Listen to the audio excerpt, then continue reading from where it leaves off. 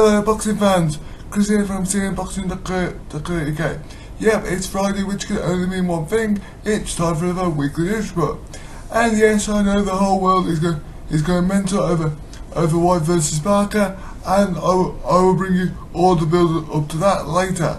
But I'm going to start this week with the news that the fight between George Grove and Callum Smith has been confirmed with a date and a venue.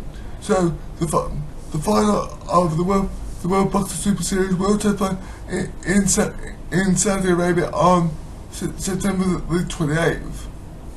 Now you may remember that I brought you the news last week that the fight was going to take place in Saudi Arabia.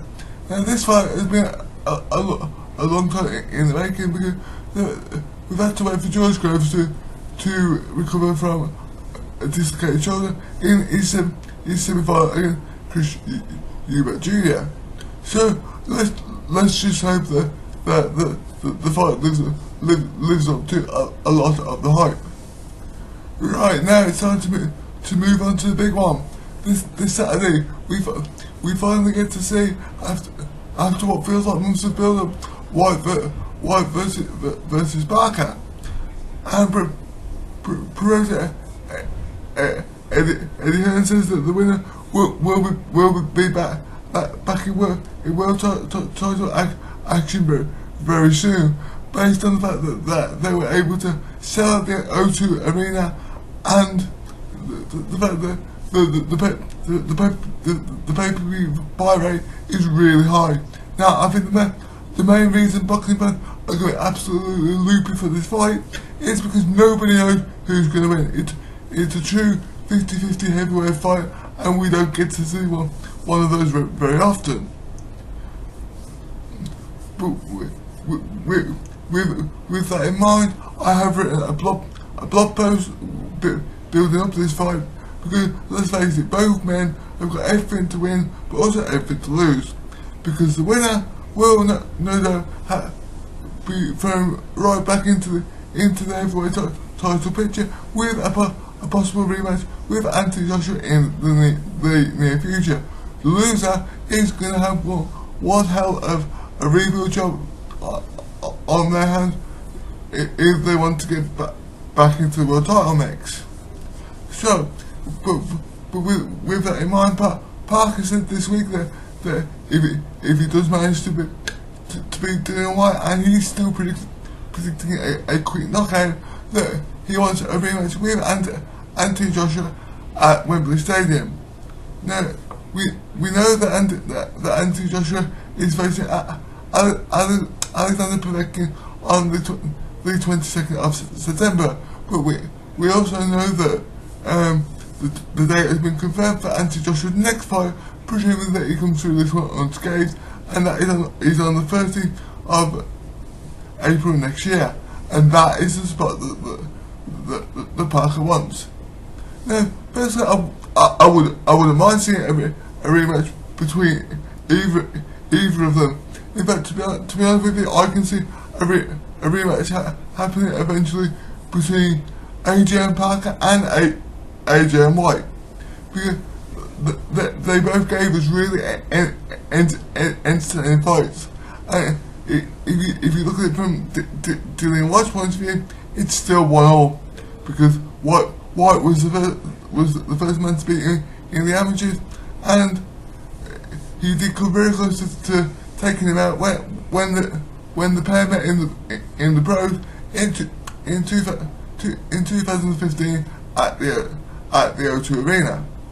So I think at some point both men will end up fighting AJ again. I think it's just a matter of time. But the winner of Whyte versus Parker is probably going to be next in line to fight AJ. Whether that will be in April next year, we'll have to wait and see, because personally I think every boxing fan wants to see AJ fight Wilder, but I'm not getting into that debate again.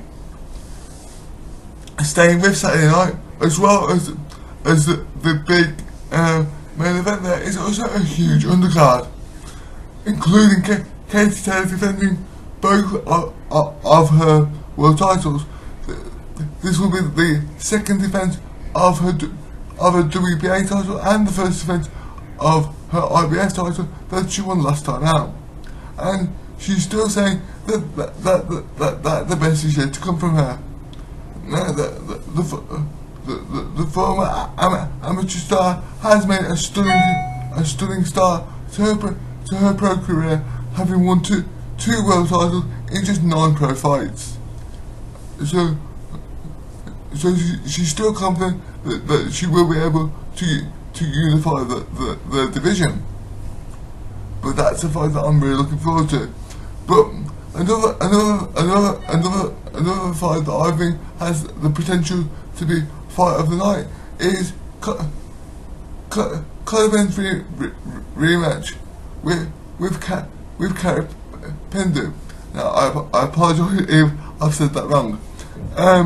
You may remember that the pair first met just before Christmas last year on a JV Next Gen show, and it was a really bad night at the office for the destroyer Conor Ben.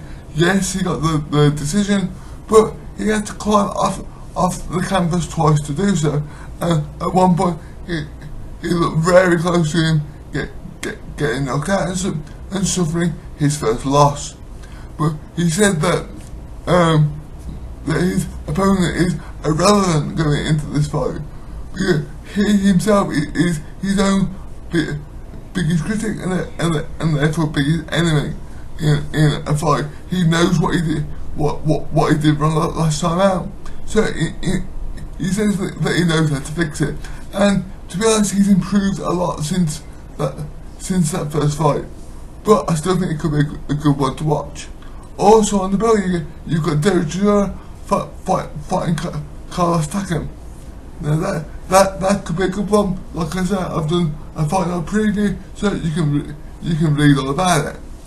In other boxing news, Amir Khan says that he's open to a fight with Manny Pacquiao. Now this is a story that has been rumbling on ever since Khan trained at the Wildcard gym with Pacquiao. Now the former two-weight world champion won his comeback fight, and he's fighting again in Birmingham on the 8th of September. And then he said that he'd be open to a fight with the Batman. Now, it's a fight that I wouldn't mind seeing, but it's a bit like the Brook fight. It's a fight that should have happened 5 years ago, when both men were still absolutely at their peak. Don't get me wrong, it would sell, but personally, for me, if it was a choice between Khan versus Pacquiao or Khan versus Brook, I'd take Khan versus Brook any day of the week. Purely because we all love an all British clash, and that one's been rumbling ever since the pair turned pro. So we'll have to wait and see, but of course he's still got to come through his fight on the 8th of September. Okay, finally this week, Tony Bellew has accepted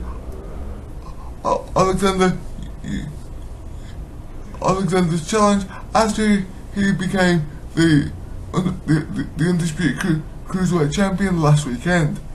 He took to Twitter after being called out by the new undisputed champion, saying that he was born ready and he accepts the challenge.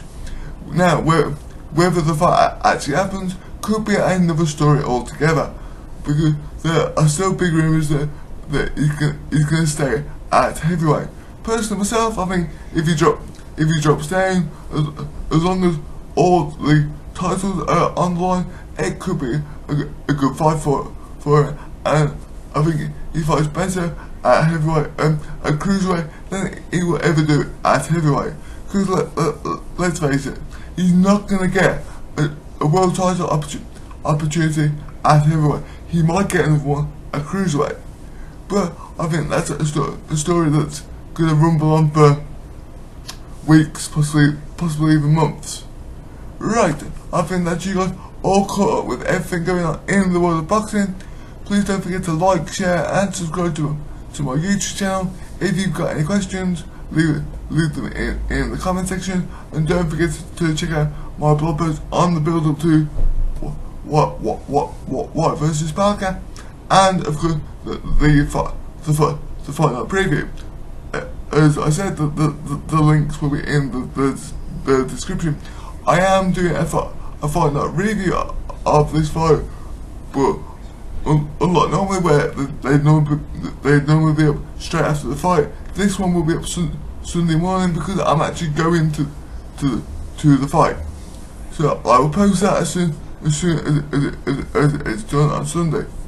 But don't forget, if you want to know more about the world of boxing, please check out my website, also social media channels. The links, as always, are in the description, and I will talk to you guys next week.